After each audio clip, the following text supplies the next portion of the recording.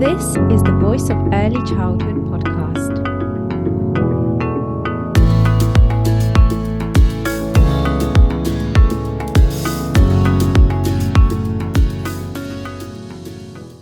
Hello, everyone. Welcome to the Voice of Early Childhood podcast. My name is Angelica Solinska. I'm your host, and today I'm joined by Winsy Flores. Thank you, Winsy, very much for joining us. Thank you so much, Angelica. I'm really excited. I love the work you do, giving a voice to educators, professionals. So yeah, really looking forward to this conversation. Brilliant. Yes, me too. And I've been looking at all the lovely photos that you've sent in of your lovely environment. So we're going to be discussing that in a bit, and viewers or listeners can also see them on the website. So yeah, I'm really, really excited to talk more about that. So today we're discussing the Rocket approach to education and design, a fascinating approach focusing on nurturing tomorrow's creators and thinkers. So as the Global Director of Education and Innovation at Rocket Productions, Winsy is dedicated to redefining early years education through creativity, innovation, and design. So please tell us, Winsy, about Rocket's mission of transforming what schools look like and then redefining what education can be. It sounds like a big mission. So how did that come about? It does sound like a big mission and really big buzzwords, definitely. But actually, we started our journey with Stuart Bamford back in 2009. Mm-hmm. He set up Chelsea Pre-Pep, and we were a very, very small team. Back then, I wasn't even a trained teacher. I was just getting into teaching because I changed my career. I was actually doing design, advertising. So I always knew I wanted to do something that was more creative. I was very driven by design. However, when you start and you're a junior, sometimes it's not as creative as you will expect. So when I came to London and started working with children, I just fell in love with teaching. I thought it was the most creative thing, because when children are young, they develop so fast and they take risks. They're so creative, they're inventive, they just wonder, they ask questions nonstop. So I thought that was just pure magic. So I was just so interested that then I started to study more and more, and I have never stopped studying. Which I think is such a true life skill that you need, right? That love for learning, no matter how old you are. So our journey started very early in 2009. Again, very small team. We didn't even have a proper office. And I think that was really important because we were a group of young teachers and we were really, really passionate and we wanted to learn more. So that allowed us to experiment with different approaches. Over the years, we were able to see what was working with our children. And also with Stuart, obviously, he had been, for instance, he was working as a supply teacher in London. And he always felt that whenever he walked into a new school, he felt they often felt uninspiring. The classrooms were very similar always, and especially the staff room. I mean, they were amazing schools, but the design aspect wasn't looked after. And whenever he walked in a staff room, he always felt it was quite stale as well. And you will expect, if you think about workplace, especially these days, right? All the companies place so much importance in well-being and how to inspire people who work with them. And if we're thinking about teachers and educators, they have one of the most amazing jobs, but also an amazing responsibility, because we are shaping those brains, we are shaping the future citizens, and yet those staff rooms were often not looked after. You know, you have that sort of like all kettle, and there is not really room for collaboration sometimes. So I think that's how we started, just collaborating and making sure that, you know, everyone had a voice. And I think that's really important because, you know, I think all teachers and educators start following a passion, right? They want to support children and young people.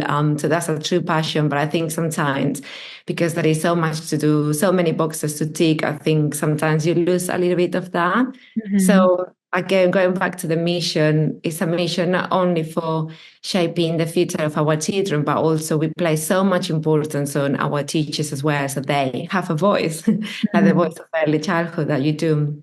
But yeah, we really want education to bring the joy back to childhood, to bring the joy back to teaching, and just making sure it's a journey full of fulfillment. Because when you follow something that you are interested in, if you walk into a place that is inspiring, that you feel people have placed effort, thought in designing it, so you feel valued, and therefore you instantly feel fulfilled. You have that inner fire that you want to, Mhm. and you want to keep going. You want to be the best version of yourself. So yeah, so I guess that's sort of like our little journey Mhm. until now, which means that we have had, 16, 17 years to be experimenting with different approaches. And when we think about tomorrow, creators and thinkers, again, it sounds such a big statement, but if you break it down, again, going back to children, they are naturally, curiosities there. They're naturally driven to ask questions. They're naturally driven to experiment and create. Mhm. So they're naturally driven to be thinking and problem solving, but it's just about us giving them that trust, trusting that they're capable and giving them the space and the Mhm. time to do so. And obviously, I feel that childhood at the moment is being quite rushed. Yeah. There is so much we feel that they need to achieve, right? As they grow, as they go into Mhm. school, as they go into high school, and so on. Sometimes it becomes a bit of a race. So therefore, we feel that actually, if we want to nurture people and children who are going to be the citizens of tomorrow, people who are Mhm. going to be, active thinkers, they're going to make decisions and they can access data and analyze it and make informed decisions, having their own sort of like set of values that is going to guide them. And therefore, it's important to give them again that environment and those Mhm. interactions and feeling valued by teachers. So again, tomorrows and thinkers is something that children are already doing, but it's just making sure that we are fostering that even more so they don't lose that and they continue to love learning. Yes, and you always talk about, in your article, you mentioned awe and wonder, and it's so true that we need that in order to be able to, like you say, continue loving learning and fostering that curiosity, that excitement around learning and wanting to find out more and just being interested, I guess. So, environment does play a huge role in kind of, well, everything, it has a huge influence on us as adults and children. Um, and we do often talk about enabling environments, in the EYFS, for instance.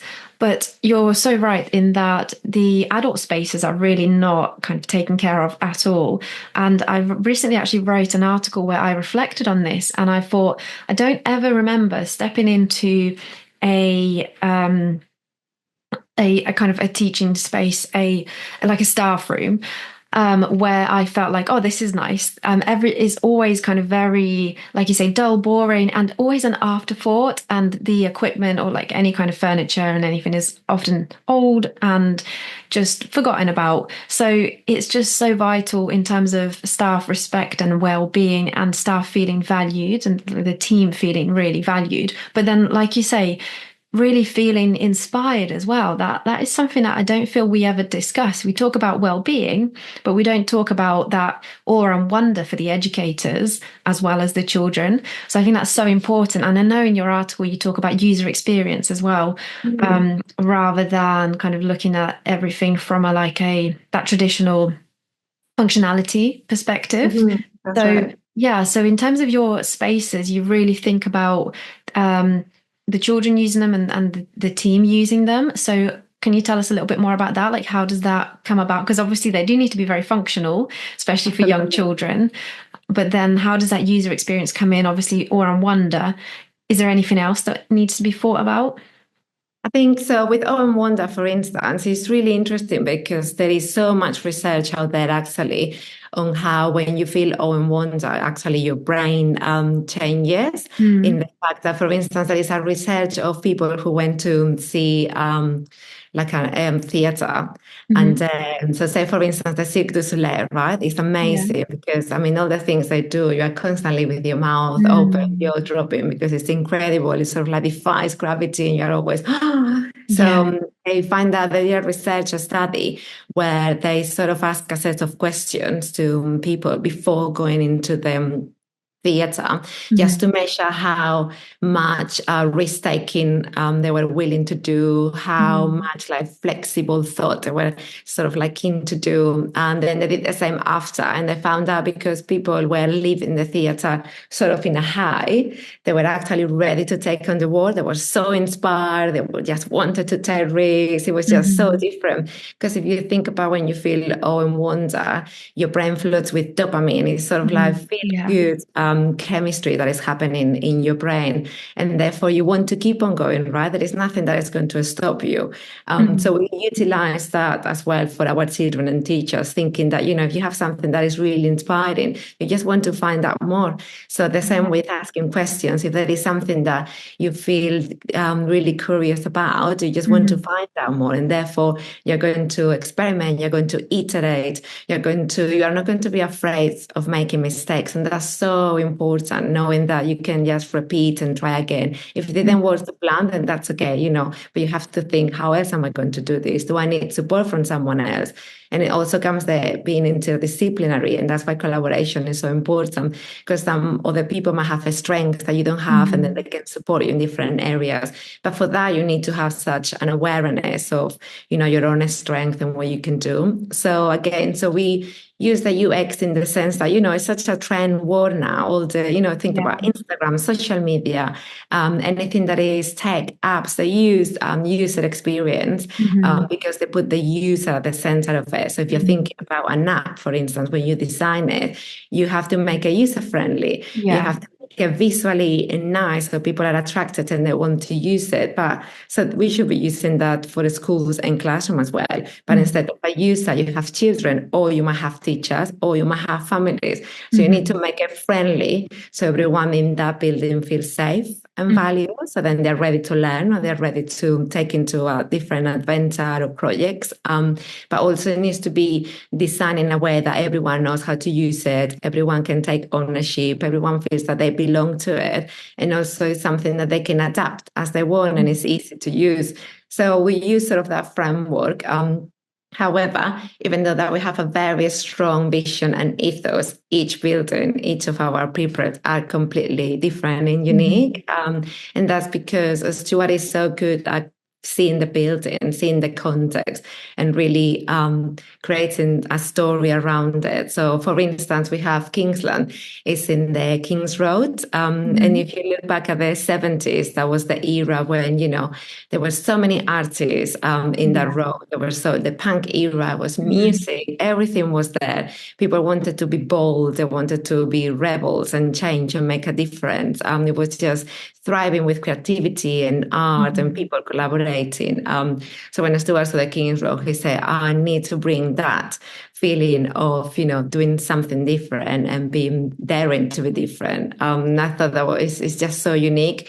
So he also combined that with literature, because obviously when, even adults, right, but when children are reading, they really get into those stories. They really let their imagination be free. So designing Kingsland was a journey into imagination. So you have an amazing keyhole that greets you. You walk inside the hall, and it's just you're walking into a story. You don't know what awaits at the other side, but it's going to be an amazing adventure. And we have lots of contrast, black, white, because again, with children, they always looking for patterns, right? The brain is always looking for patterns. So we know that's going to attract their attention as well.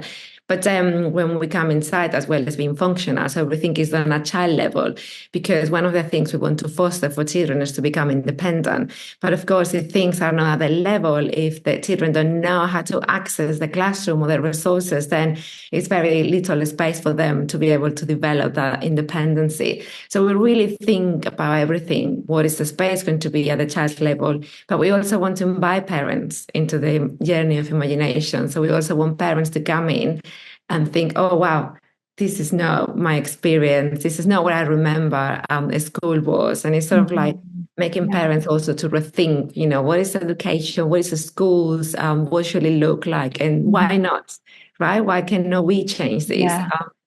And I love what Peter Gray says about factory line, because, of course, a traditional school system was pretty much a factory line, which, in theory might work because, you just have a set of outcomes that you all need to achieve by think about it, our children are not the same raw materials. Therefore, you Mhm. cannot get the same product. We will never get the same outcomes.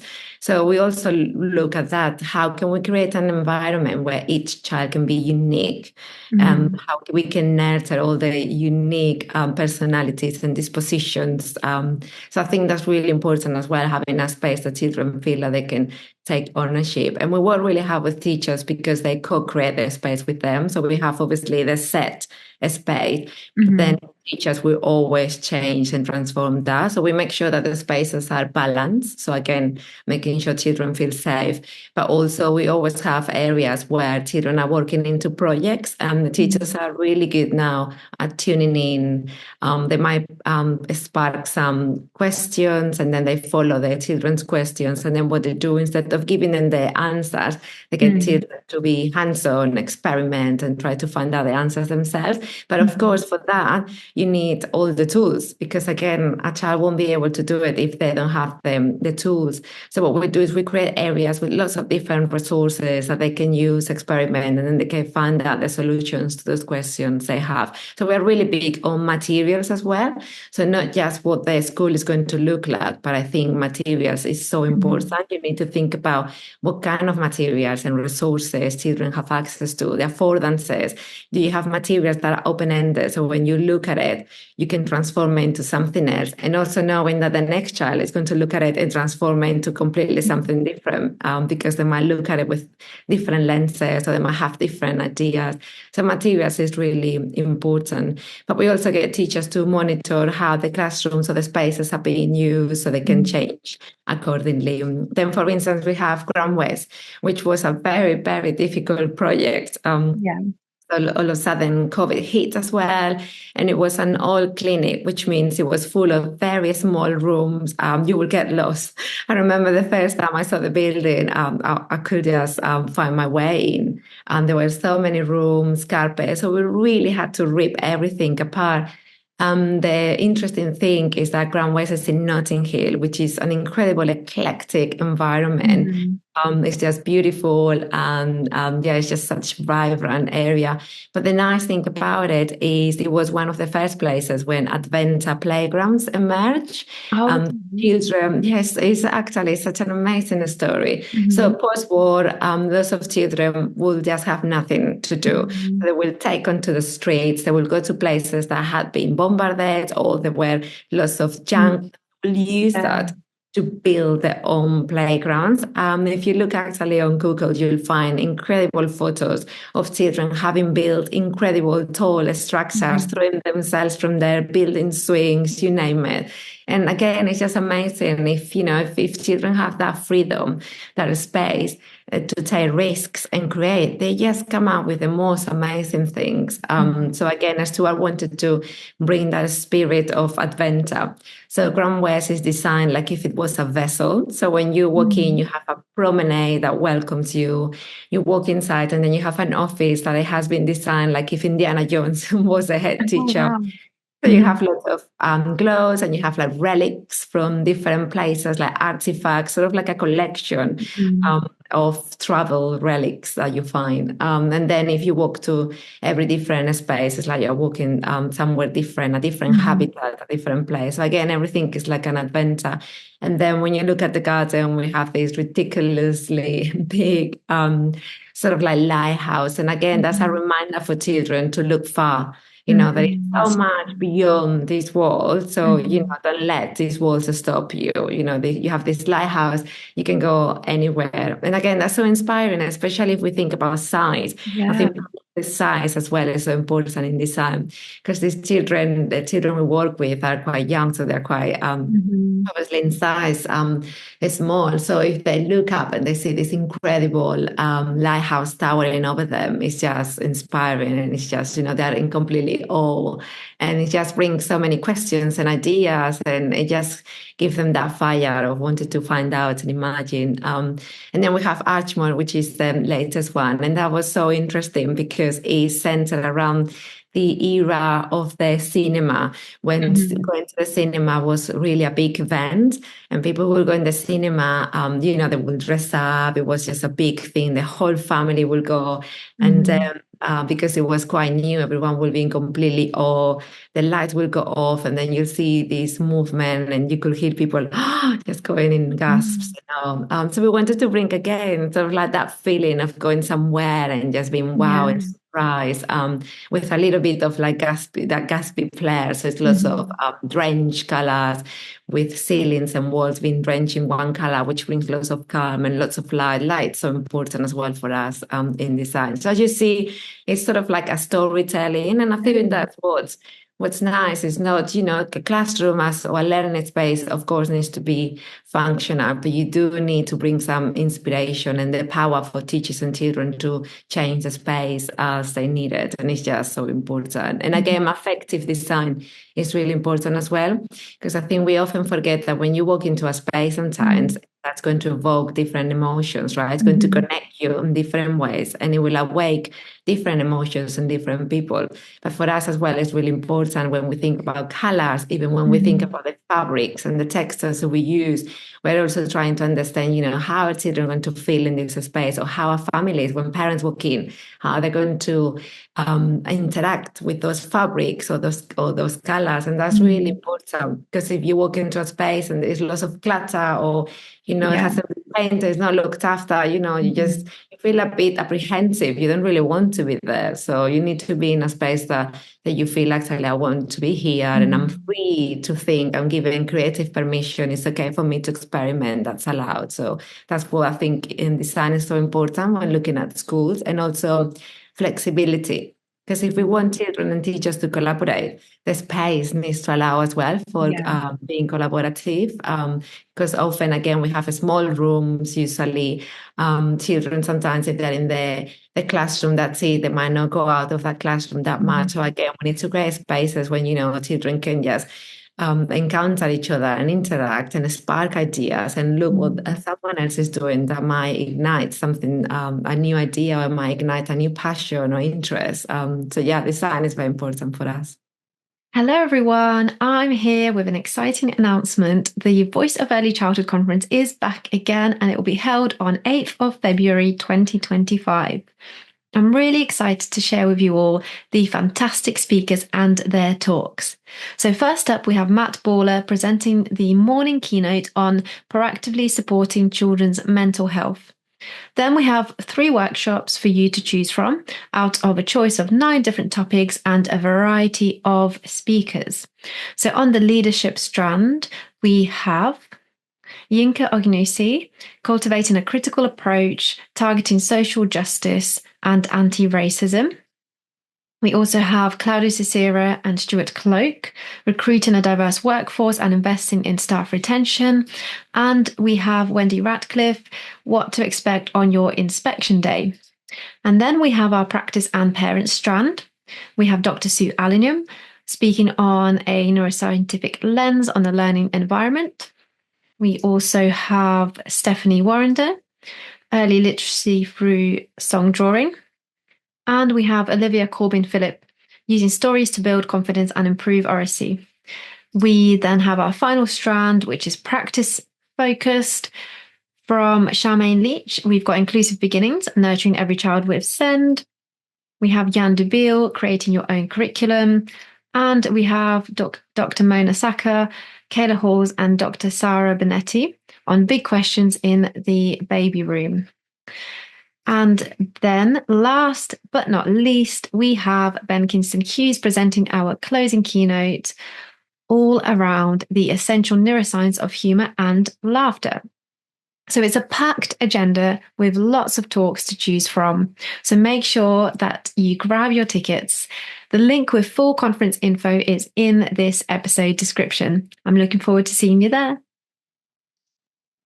Yeah, wow, there's so much in all of that. And I feel like I've got like more questions from what you were saying. And as I'm kind of listening to you, I can see all these fantastic photos in front of me as well that you sent in and part of your article. And for all of the listeners and viewers, these will also be once the episode is published. So when you're all listening, you will be able to see all these lovely photos as well.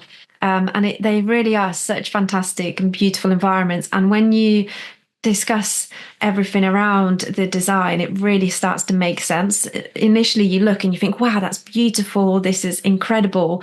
And it is that awe and wonder. And then you begin to kind of read or listen to what you're saying and think, oh, wow, that really does make more sense. And this is why it's not just because it's beautiful. There's so much more there behind all of the thinking around the design. And I find it really interesting that in early years, we do talk about supporting children to risk take, and through kind of the resources, the environment, the way that things are laid out, especially outdoors, we support that risk taking element.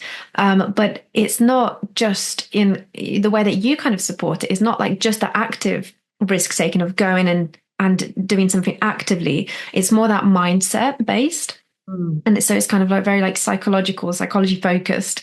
And in terms of, like you were saying, seeing environments that inspire awe and wonder and kind of the theatrical aspect and, you know, that amazement. And then it makes you think, I guess, outside the box and want to take risks. So it is more like mindset based and taking risks in your thinking, your learning, and not just the physical, which is often what we talk about in early years. We kind of just see it in that way. And it's a little bit, I'd say, narrow-minded, I guess. And now that you're talking about it, it's like, actually, we can think even bigger. And risk-taking isn't just about climbing a tree. You know, there's so much more you can do, and indoors as well, which is, it really is, like you say, kind of redefining education.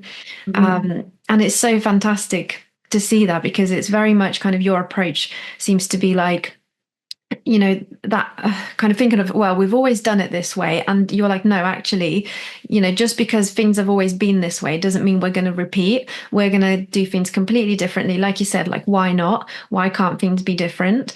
And really breaking that is important in education, because, you know, like you mentioned earlier, there's so much out there that's constraining children, and really putting that pressure of, you know, the academic kind of goals and outcomes and assessments and school readiness. So all of that, all of what you're doing is really breaking outside of that. But I guess it must be difficult because you have to balance the needs of the families and parents that you work with as well, with your own ethos and your values, which are clearly so strong and like deep, because there's just that academic focus that still exists for many families, especially, but then your focus is more of lifelong learning, life skills, and that perspective. So is that difficult? Like, do you encounter, I guess, day-to-day challenges around that with parents, especially? We find ourselves definitely being pulled from so many directions. I think when you're trying to be different or you're trying to do something different, it's always going to create tensions around it, especially where we are. Yeah, it's a very competitive environment, the context where we are especially. Therefore, it is tricky to find a way to try and have a balance. So we can make, because at the end of the day, our children have to go to next schools, they have to go to other places. So it is our responsibility to ensure that they have a smooth transition. It is our responsibility that we're still following the EYFS, the England curriculum. So we still have duty to make sure that children can obviously go into the next schools and obviously sort of like meet parents' needs and their expectations. Yeah. However, our goal, and we are always incredibly transparent and honest with parents, we need to stay true to ourselves. And we have spent so many years trying to do research and trying to work out what works best, and actually seeing our own children, seeing our alumni going to next schools, actually seeing how they have developed over years is incredible. Seeing actually that those skills, those personal, interpersonal skills, those incredible foundations that they had with us have allowed them to go into different directions, but to thrive equally, which is incredible. And I think that's a testament what we do. And I think actually once parents come to us, and they usually know the families anyway, who can give them sort of like word of mouth, and they can explain what their journey was with their own children. I think actually when they understand what we're doing and what we believe in, and they can see that all their children have done the journey and they're thriving, being 10, 12, I think they really trust what we're doing and they want to be part of that, because they understand that, you know, it's not knowledge is important. It's not all about knowledge now. We need the skills, we need the expositions, we need children to, again, love learning. If you don't love learning, if you cannot ask questions, I'm not sure how you can continue to learn in a school, right? Mm-hmm. If you're not creative, how are you going to face any challenges that come your way? If you cannot interact and work with people, again, when you're older, how are you going to be in the workplace, working with other people? So there is so many disposition, so many skills that we need to foster. And even when we talk about school readiness, when we unpick that as well, if we think about it, what is missing is the true foundations. And those true foundations are only achieved if children are given that space and that time, right? And we're Mm-hmm. wired to play.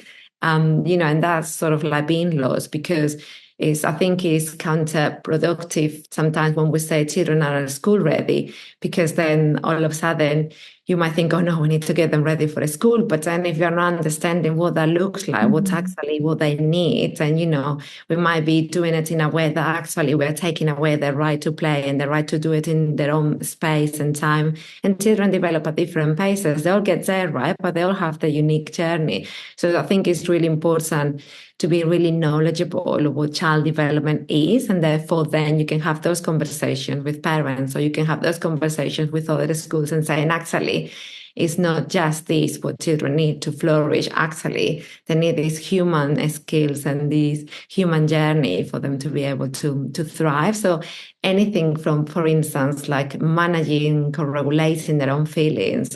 Again, that's so important for the school readiness. And Mm-hmm. yet, the only way for children to do that is they're allowed to solve their own conflicts, if they're Yeah. allowed to sort of voice their feelings, what's happening inside them. And that takes lots of time. If we think about how the brain develops, I mean, that doesn't come into the early 20s Mm-hmm. anyway. And yet we're expecting children to already solve conflicts, self-regulate, which is impossible at that age if you haven't had these experiences of being having someone nurturing and responsive who can co-regulate with you as well. Communication, the same. If you just have one person telling you all the time what to do, and and there is no space for you to communicate, to express your ideas, again, how are you going to develop that vocabulary? How are you going to know how to put your thoughts into words? How are you going to know how to join in a narrative with Mm-hmm. someone else? So again, they need so much time and so much space to do so. And again, even independence, because we tend to rush everything. Again, children sometimes are not given the time because the schedules are so busy that sometimes they might be going to school, but after that they have so many things to do and they don't really have time to explore what they like, to have the independence of doing different things, to make choices. And that's so important. There are some children who leave school, or high school, and all of a sudden they don't know what to do with Mm-hmm. themselves. That's why Mm-hmm. all the mental health as well comes into place, because they had a school, they knew what they had to do within a school, they always had a schedule, they always had Mm-hmm. someone to tell them what to do, and all of a sudden it's like, wait, I was never able really to make a Make your choice. own Or choices, yeah, decisions, and have that exactly. Or agency. Mm. absolutely, and agency is so important. And when we think about all the different pedagogies that we use, something that we really focus on is on self-determination and self-efficacy. Mm-hmm. Um, Again, if you have agency and you make a decision and you follow through, you learn so much.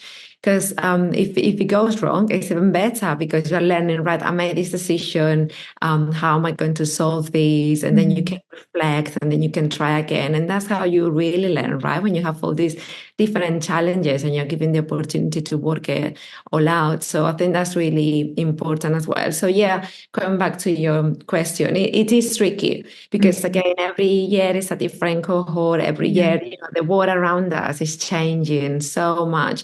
So we always need to make sure that we keep an eye on what's happening outside of our world.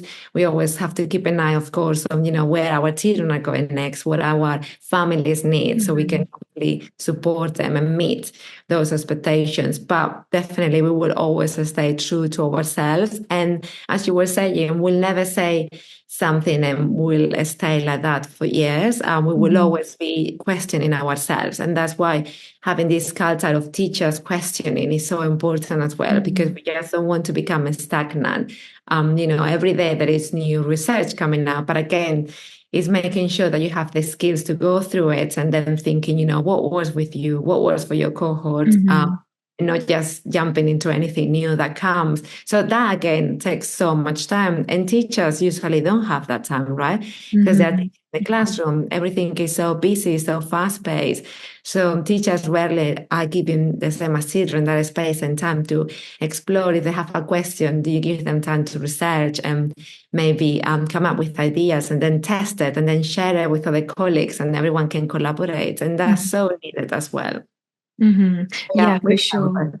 can. Mm.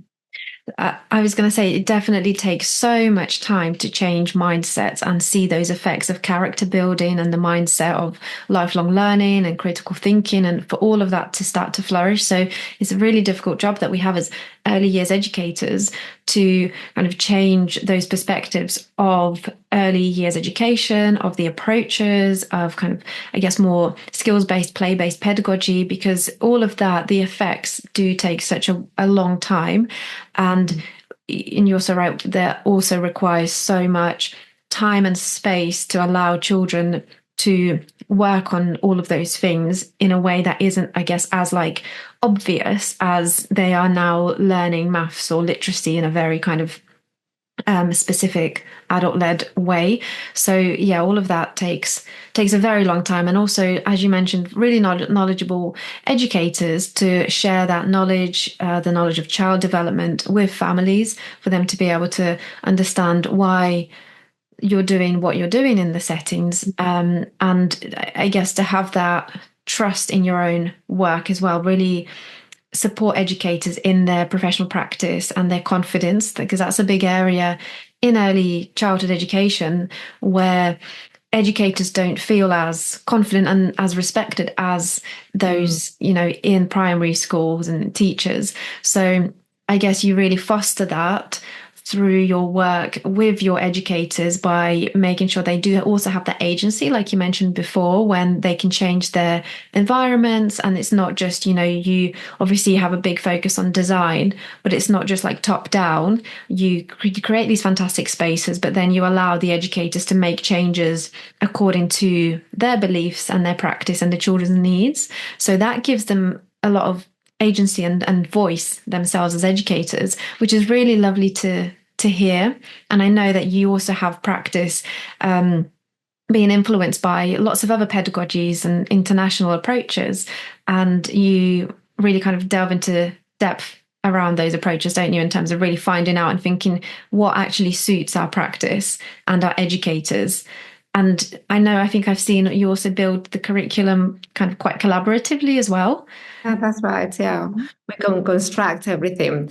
I mean, our skeleton per se is more Mhm. of a project and inquiry base. Mhm. But again, this sometimes can become a bit of a buzzword as well.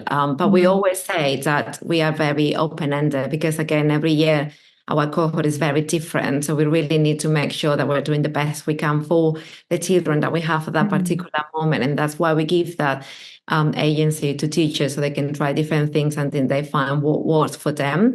Mhm. But again, we use inquiry because, again, going back to, children are ready to ask questions. Mhm. Curiosity is you are driven by curiosity, is that inner fire of wanting to know more. So we use that because we tune in with the children and we take those questions and we help them through project base to find out the answers to that. So we have incredible things, but the teachers work so hard because obviously the teachers need to know their children so well for a starter. So it's Mhm. incredible how much they get to know them.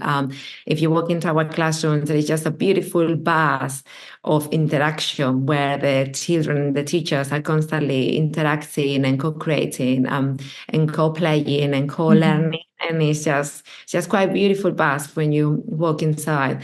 But yeah, so what the teachers do, for instance, is they create this amazing area where we work on a project. So it is Mhm. driven by the children. And it's just incredible because the children will be adding to that, they will be experimenting, and then the teachers have to obviously facilitate anything else that the children might need. So say Mhm. that the children want to build something, but then so the teachers will have to observe and see see what the children can do and know, and what skills do they need. So if they want to build something, it might be that the children need to learn how to measure. All of a sudden, the children might need how to use a drill to put things together. All of a sudden, they might need actually an expert to come in the classroom and tell them about how to build something particularly. So again, sometimes I think because it has become such a buzzword, the project and inquiry, sometimes it feels that there is not enough depth. But when you break it down, it's so much happening. The teachers have to have such incredible knowledge to be able to facilitate that for the children. So it's amazing how much our teachers are also learning at the same time.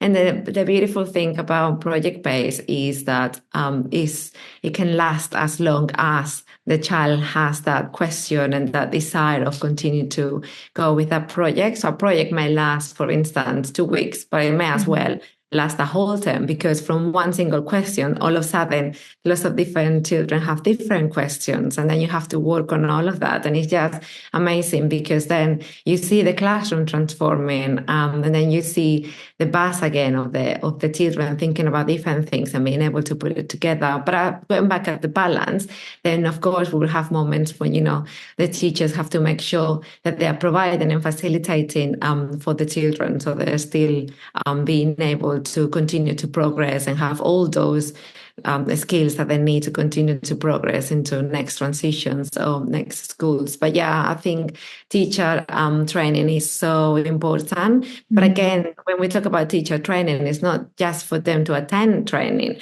It's actually them the time so they can actually just sit maybe and listen to a podcast. Or we also recommend books sometimes. So we have a little channel where we will share podcasts or things that inspire us, and then the teachers can just have a moment and go through that as well and see what resonates with them and what they want to try out as well.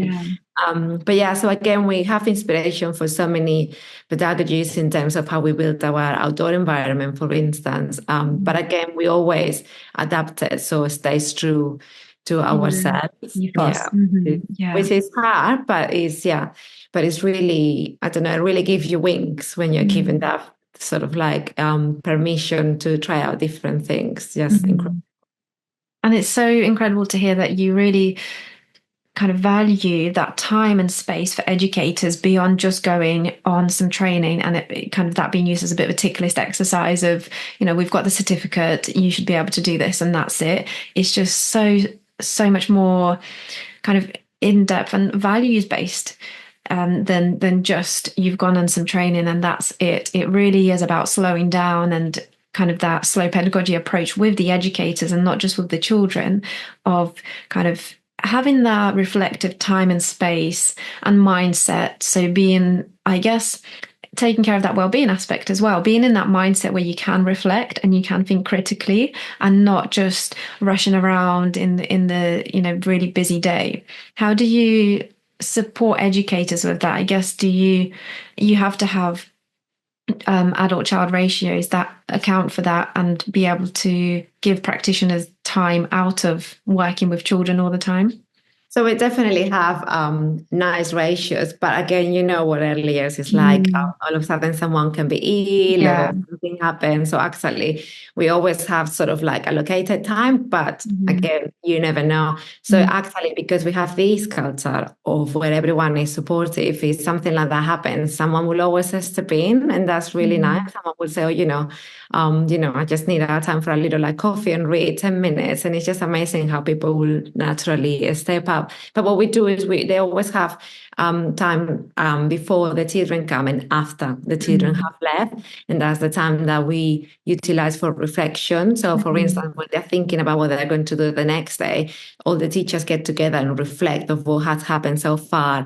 What worked well is something that we need to maybe repeat, is something that maybe we need to extend. So that's so good at getting into that reflective cycle of looking at what has happened, looking at every different child and seeing what they need and therefore what tomorrow can look like. Because again, I remember when I first started into teaching, my planning, my goodness, it will take me so many hours. And I used to always plan 1 week in advance, and I will plan very much topic based. So if it was, for instance, mini bees, and then I will spend a whole, I don't know, a whole night just trying to work desperately, trying to plan everything. But then when that week came, maybe the children weren't interested at all. They had other questions and something happened. So in the end, things wouldn't go to plan anyway. So I think that's why it's really important for teachers to know that actually, you know, a plan is never just completely set. So every day they're looking at the children. And to be honest, all teachers, all educators, they're making decisions and planning every single second, right? You see a child and you have to immediately think, how am I going to respond? Do I need to extend? Do I need to scaffold? Do I need to help with questioning here? Do they need support? So you're constantly making decisions. And I think that's important as well. How much paperwork do you need? If you trust your teachers and you know every single second they're making the best decision they can, do they really need to always record that perhaps? So that's why I think that's really important when it comes to paperwork, even with observation. So we share moments, for instance, with families. But again, we have an open door policy. So parents can come in anytime, especially at drop-off time. They can come. The teachers are always there available. It's half an hour where, you know, again, all the parents are there chatting. So again, we don't need to write up that much, or we don't need to provide lots of different things, because there is that constant communication is ongoing. So parents really know the teachers, they can know what's happening all the time. So again, it's just making sure that you don't put too much on top of the teacher, so then they can best utilize their time. So instead of spending hours and hours planning, actually it might be well placed spending hours reading something, because maybe something is happening in the classroom and they don't know how to deal with it, and therefore, you know, that time can be spent reading or talking to someone else maybe that have that expertise. And I think that's really important. So we're quite good with that, just making sure that they have that sort of like cycle. But we also have what we call theme weeks. So at least once a term, the whole 4 pre-preps get together and we have sort of like a common theme. For instance, to give you an example, before half term, our theme was Pavilions of Wonder. So it was, I mean, it's just such an incredible title, because our mission this year is to bring joy back to childhood and to teaching. So we thought going with something around wonder would be quite interesting. So what we did, we have what we call rocket engineers. So we have 3 teachers who, part of their role is to support me in research and coming up with sort of like teacher development or themes that are going to support all the teachers. So what we did, we all got together and we wanted to do something along the London Design Week. So we decided that it would be really interesting to do a case study. So we involve all the teachers. So then we look at the perspective of joy and wonder prior starting the project. And then during the project, what we did is we asked children to sort of like create an installation, a large scale installation with anything that they felt brought wonder to them. So it was just incredible, because again, it was just playing with different materials, and every single school, the installation looked completely different. But then we recorded also all the instances of joy throughout the week, all the instances of wonder, and also how the teachers were feeling. And then after that, we got all the teachers together. We're 60 plus teachers. Wow, gosh, that's a lot. Yeah, but it's amazing having so many minds together, because everyone, even though it's the same project, everyone had a complete different experience. And then we got everyone together to share some of the features they found were working to allow children to experience joy and to become more creative. So that was just so interesting, because so many teachers came up with different views and different findings, and then now we're trying to collate that. So I think, again, that's so inspiring for teachers, you know, for 60 plus teachers to come together, create with children who are only between 2 and 4, create a whole installation that the parents came in as well to visit the installation, and then to have their own findings that they can utilize now in the classroom. So findings like, for instance, going back to the materials, the type of materials they were using, they felt actually that allowed children to become more creative, to have more permission. Also, the not rushing, that they actually giving them time to get into flow. And we did lots of research into flow flow as well. How do you get to that state of mind where, doesn't matter what's happening behind you, you're so focused on what you're doing, and there is, again, such joy, because it's that fulfillment of doing something and seeing it, the process, and following it. So again, I know sometimes it's, in early years, it's so busy, but again, I think, any setting, any nursery, any professional, I think they can find ways if they sit with all the educators and then have that mission of, what can we do so everyone can have a voice and time. I think everyone can find a way to make it work. And again, not every week is going to work, because, someone might be ill or something might happen. But once you have that culture, I think you see it flourishing. Yeah, definitely. It's that culture is really clear in everything that you're talking about, and in your article, it's so clear that everyone is on board with your values, your ethos, and it is very much shared. And again, like, not kind of just top down, but you're involving families and parents. It's so fantastic to hear. And I had a question actually about the environments. So I know you do lots of research, and it's really evident. But how about the aspect of kind of the calming environments, and can some of them, or some areas of your settings, be a bit too busy or overstimulating? Because there is a lot going on, and they are very exciting and beautiful. Taking so much inspiration from the different kind of eras, cultures, and cinema and things like that, which is very stimulating. So can that sometimes be overstimulating for some children, and how do you balance that? So you're absolutely right, to the point that early last academic year, we found that because we do lots of check-ins in a nice way, in the sense that, we have a big sort of like senior team, and we always walk around each other's pre-preps. So again, it's nice because we give also teachers sometimes the opportunity to walk around so they see what the pre-prep is doing. Yeah.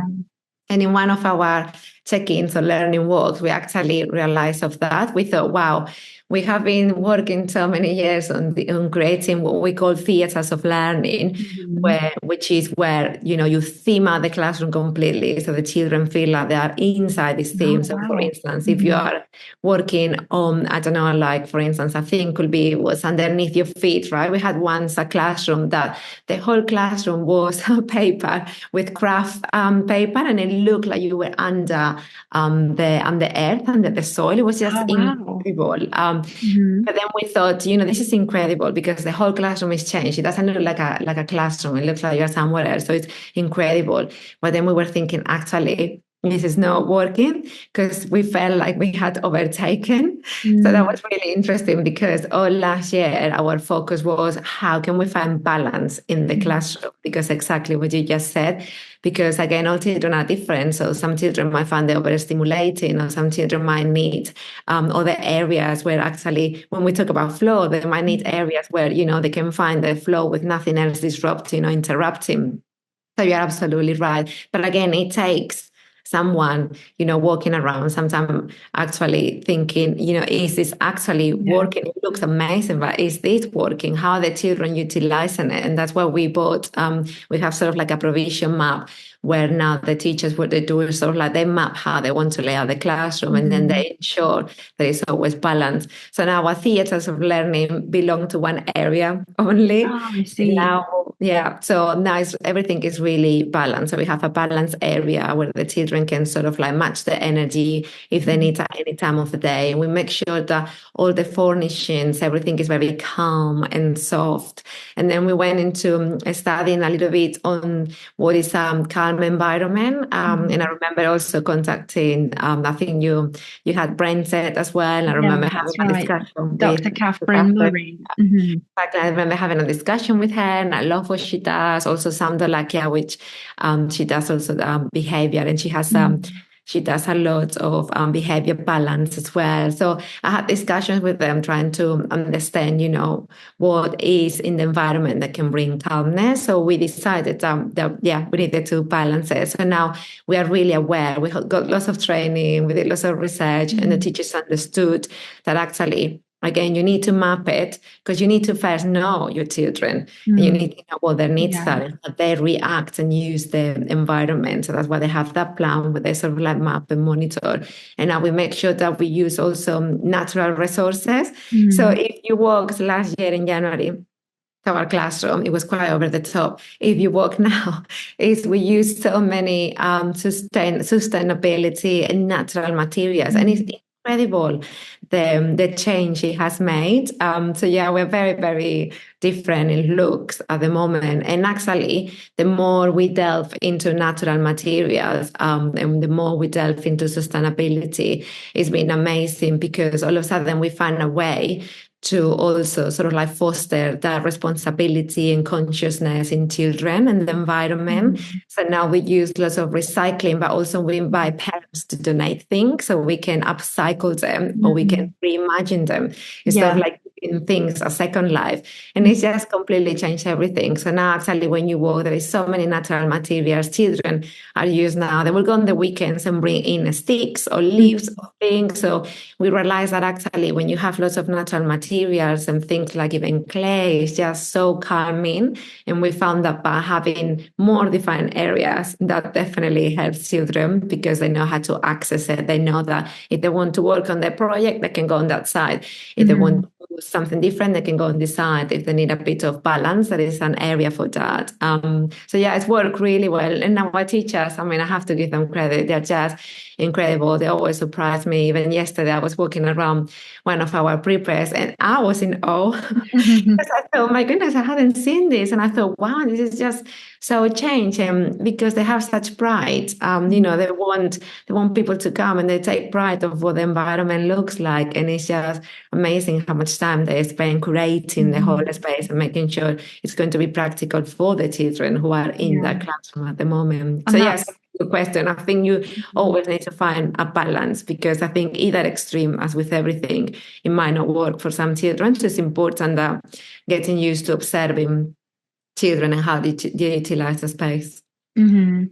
And I think it really shows how reflective and critical you are because you said actually this is something that we've thought about already, and people coming in with like a fresh pair of eyes, I guess, and being critical and thinking, is this working? How does this affect the children? And then going out and doing more training and research. It really shows that value that you have around critical thinking and reflection. You kind of put it into practice all the time, and it's just completely part of what you do. So it's so nice to hear that it's in every aspect and you're not kind of being, I guess, almost like blind to it or defensive because it is, the design elements and all of the fantastic things that you've explained around really respecting like the culture and context of the buildings which house the learning spaces, the kind of literature inspired world of imagination and character that is all brought to life.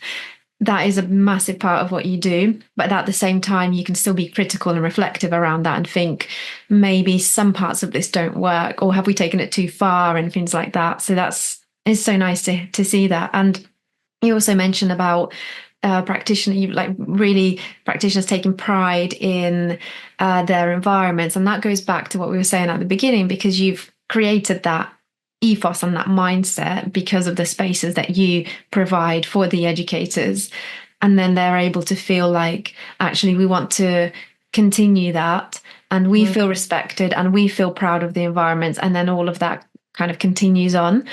But I guess like my kind of final reflective point here is that is expensive. And I know you talk about in your article, and just now you mentioned the sustainability aspect in terms of reusing, upcycling, but in terms of like the shell of the building, the architectural design, the bigger pieces of furniture, and like the decorative features, they are still pretty expensive, I guess. So I guess, settings that are listening and looking at the fantastic learning environments, it can be difficult seeing things like that and thinking, oh, we just don't have the budget. And I guess we never really even mentioned your context. Your settings are in they're all in central London. Yeah, Chelsea, Yeah. I think at the moment. Yeah. So I guess that does require so much more budget anyway. So it is about thinking, okay, yeah, things like this, you can do them, you can create fantastic environments on a limited budget, but there's still like a ceiling, you still will reach that point where they might be fantastic and beautiful, but then yours are like on another level in terms of like the architectural design aspect. I think you're right with the architectural aspect. But again, it's all about being resourceful, because being resourceful, that again, going back to the self-efficacy is just so important. And because of the change we did last year around sustainability, Mhm. actually, we rediscovered our own abilities to recreate and to reimagine, to reinvent things. So, I mean, whenever we have a delivery, if there is any pallets or any boxes or Mhm. anything, I mean, our teachers literally just fight to get them, and they completely transform them. Mhm. So I think we get that question a lot about, Mhm. oh, of course, you must have a big budget. And it's true that we put everything we have, we put it back into our schools. But actually, when you look in the classroom, everything has been made by the teachers. So it's Mhm. just incredible. Even as I was saying yesterday, I was doing this learning walk, and there was this incredible sort of like track, because the children were going into an adventure through the jungle, because they were wondering why there were tigers in there. And I Mhm. was thinking, where did this come from? How you made this? Even I didn't know.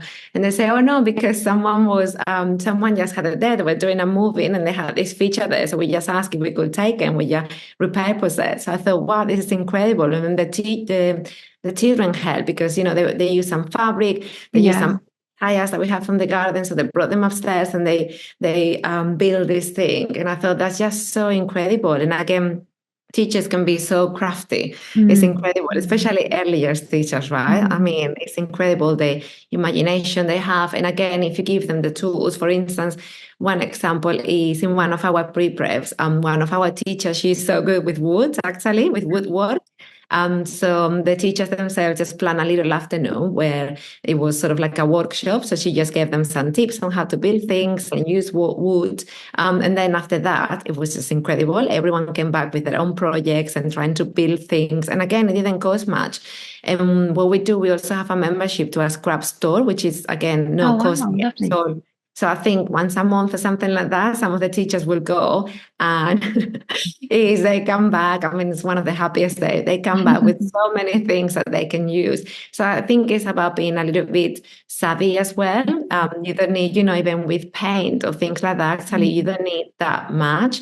So I think it's being resourceful, making sure that you talk to the community. So for instance, there are some places that we talk to them in the community, and for instance, like a flower shop, if they have something that they're not going to sell, then we Mhm. go there and we say, oh, you have something that we can take. And sometimes we will have lots of flowers and plants and leftovers, or even with families we would say, oh, is there anything you could donate that you are not going to use but it can be repurposed? So again, it's just making sure that you're utilizing Mhm. all the resources within your community. And we get sometimes children to just go for a walk, around the block. And again, they're making those links and building those relationships with the community themselves. And then, we have people coming in, obviously donating because they made amazing links. So again, it's about just thinking how to best utilize what you Mhm. have. But the scrap stores are a really good place, definitely. And the membership is not costly. But again, you need time and space. If you want the Yeah. teachers to learn how to paint and drill and do things, you Mhm. have to give them the time and the training. But yeah, even with a